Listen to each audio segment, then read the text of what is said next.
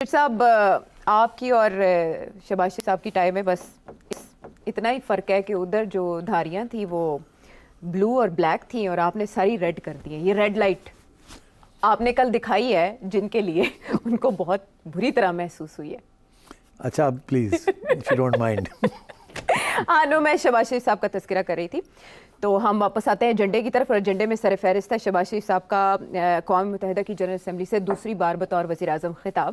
اس خطاب میں انہوں نے غزہ کی بات کی ہے, یوکرین کی بات کی ہے, افریقہ اور ایشیا میں جتنے بھی تنازعات ہیں ان کو مینشن کیا سلائٹلی, اور دنیا بھر میں بڑھتے ہوئے تناؤ کا کچھ تذکرہ کیا, ٹیررزم کی بات کی, غربت کی بات کی, ماحولیاتی تبدیلی کی بات کی. اور انہوں نے کہا یہ جو بھی چیلنجز ہیں یہ نیو ورلڈ آرڈر کی گونج ہیں, تو ہمیں اس کی طرف توجہ دینے کی ضرورت ہے, خصوصاً جو معاملہ فلسطین کا ہے یا کشمیر کا ہے اس پہ ہمیں مذمت سے بڑھ کر فوری طور پر کچھ کرنا ہوگا.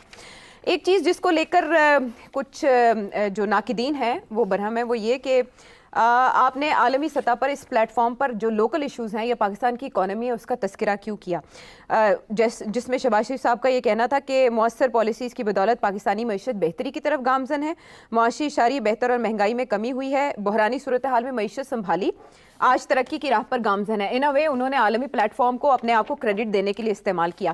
کیا امپیکٹ دیکھتے ہیں آپ ان کی اسپیچ کا؟ عائشہ, ایک تو حسب معمول جو باتیں کرنی ہوتی ہیں وہ کی انہوں نے. فلسطین کی بات ہو گئی, کشمیر کی بات ہو گئی, جی, اینڈ کلائمیٹ چینج ذکر کیا اس کا. وہ ساری باتیں ٹھیک ہیں اور وہ ہوتی ہیں اور وہ کی جاتی ہیں. جو تبصرے ہو رہے ہیں وہ یہ ہو رہے ہیں کہ جی وہ اس پلیٹ فارم پہ آپ نے ڈومیسٹک انٹرنل ایشوز کی بات کیوں کی, آپ نے کیوں ایس آئی ایف سی کا ذکر کیا, آپ نے کیوں ذکر کیا کتنے لوگ مارے گئے ہیں ٹیررزم میں, کتنے لوگ فلڈز میں مارے گئے ہیں, کتنی مشکلات کا سامنا ہے آپ کو in terms of turning the economy around, اور اس قسم کی چیزیں. تو اس کے اوپر اعتراض آ رہا ہے کہ یہ تو وہ پلیٹ فارم نہیں تھا. اچھا, میں سوچ رہا تھا کہ why did he do it, what was different. I think مجھے سمجھ آ رہی ہے کیوں انہوں نے یہ بات کہی ہے. وہ اس لیے کہی ہے کہ اس وقت Pakistan is totally dependent on the international community for bail out, not just economic but political also. کس طریقے سے جو ٹیررزم ہو رہی ہے, جو افغانستان سے ایکسپورٹ ہو رہی ہے ٹیررزم کی,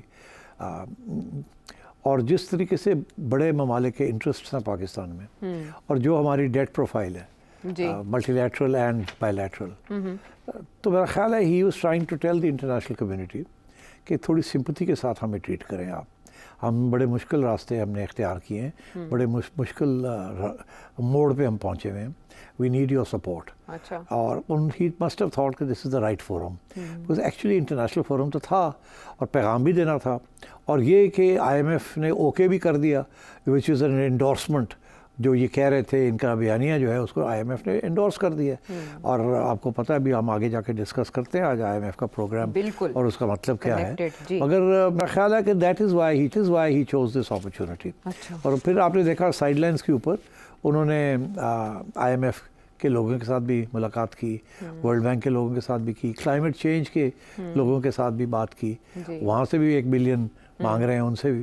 تو he has used this opportunity to tell the international community کہ ہم سیدھے راہ پہ آ گئے ہیں, ہمارے بڑی مشکلات ہیں, ہمیں آپ سمپتھی کے ساتھ ٹریٹ کریں, اینڈ ڈونٹ وری اباؤٹ یہ جو آپ کے اوپر پروپیگنڈا چل رہا ہے ہیومن رائٹس کا یا عمران خان کا یا پولیٹیکل انسٹیبلٹی کا. That is not the core issue. The core issue is that we face a difficult situation, we are on your side, we are your ally, we need your help, and we thank you for the help you have given, but there are innumerable problems. میرا خیال ہے that was the purpose of raising these issues, to restore confidence in Pakistan and to bring the international community back to Pakistan. اس لیے میرا خیال ہے انہوں نے یہ بات کہی ہے, کیونکہ پہلے کبھی اس قسم کی سچویشن تھی نہیں نا. یہ پہلی دفعہ ہم نے یہ لفظ گونجتے سنا ہے, ڈیفالٹ. ڈیفالٹ ایسے ہی ہے نا. اور اس قسم کی میسو قسم کی انفلیشن اور میسو ڈپریسیشن انپریسیڈنٹڈ ہے.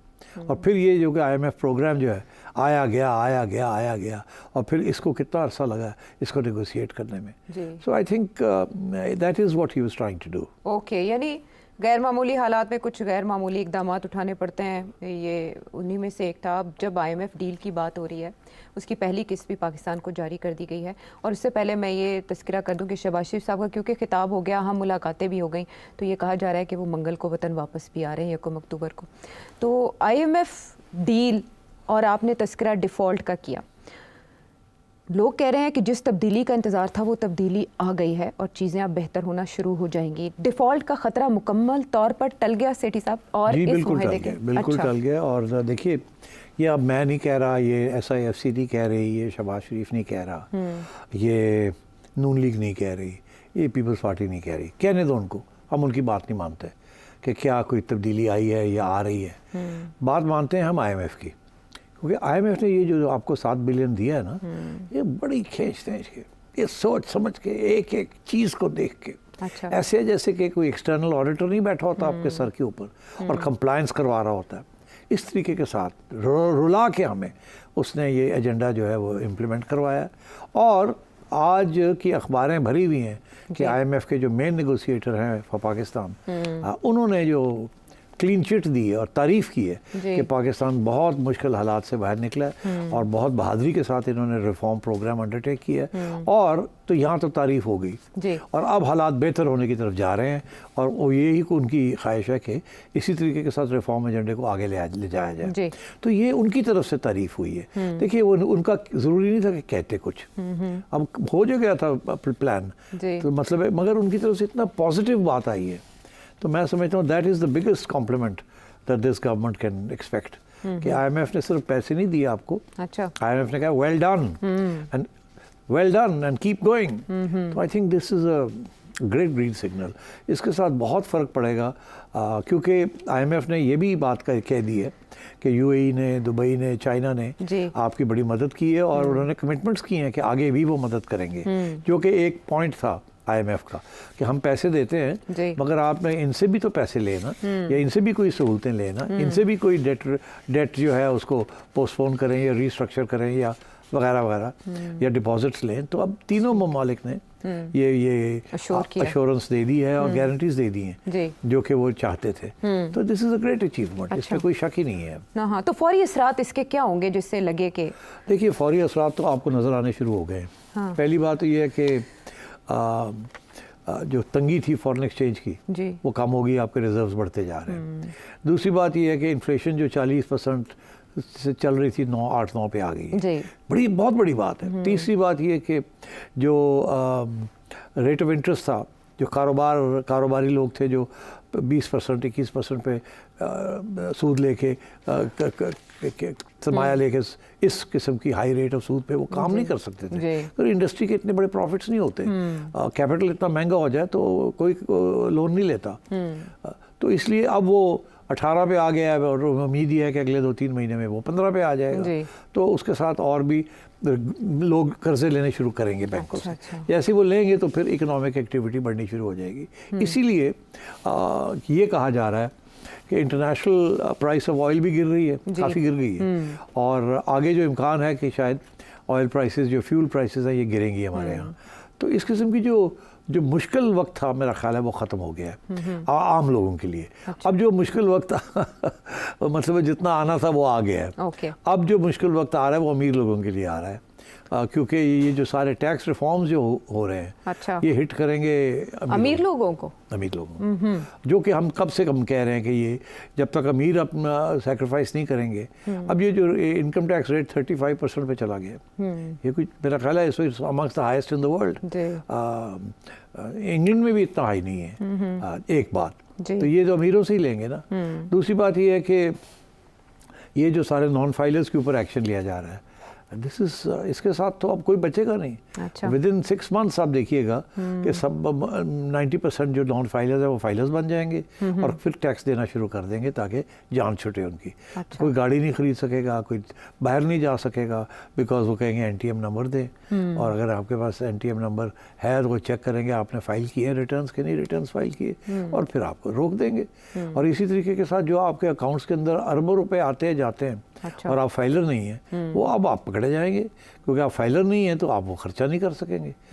پیسے نکال کے کیا کریں گے؟ آپ تو خرچ کر ہی نہیں سکتے وہ پیسے، نہ کاروبار کے لیے، نہ اپنی عیاشی کے لیے، نہ گھر بنانے کے لیے، نہ لینڈ کروزر خریدنے کے لیے، ٹھیک ہے نا، نہ زمینیں خریدنے کے لیے، نہ پراپرٹی خریدنے کے لیے. تو وہ تو پہلے انڈر گراؤنڈ اکانومی میں حصہ تھا، تو اب وہ نہیں ہو سکے گا.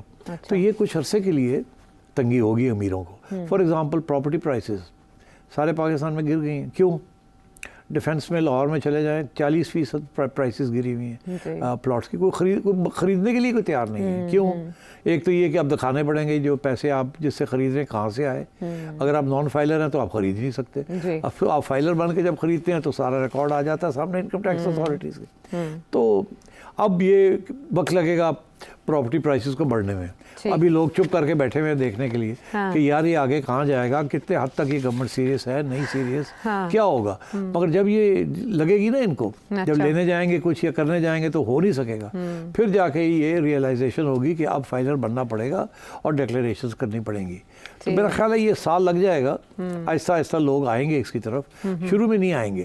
تو اگر تم نے کوئی بائی دا وے تم تو فائلروں کو پراپرٹی خریدنی ہے تو یہ اچھا وقت ہے خریدنے کا. اچھا نہیں بیچنی ہے کوئی خریدنے کے تیار نہیں ہے.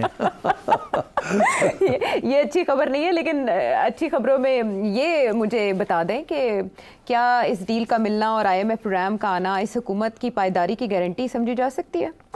بالکل سمجھی جا سکتی ہے. اور اب جو ہمیں انڈیکیشنز آ رہی ہیں from the powers that be, اچھا وہ یہی ہے کہ اب سٹیبل ہو گیا سارا کچھ، اور اب کوئی ضرورت نہیں ہے یہ اسپیکولیٹ کرنے کی کہ مریم رہے گی یا شہباز رہیں گے یا پیپلز پارٹی رہے گی یا نون لیگ رہے گی.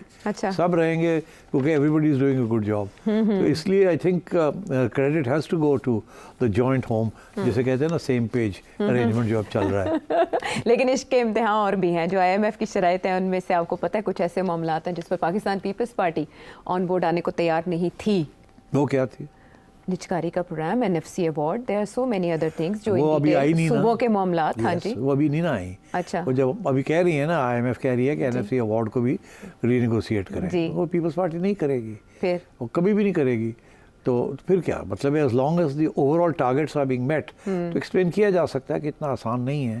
یہ ہماری ایک فیڈرل کانسٹیٹیوشن ہے and we have to take these people along.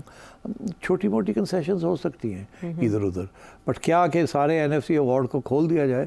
میرا خیال ہے Peoples Party would rather sit in opposition than agree to something like that. Because that is the main source of their income.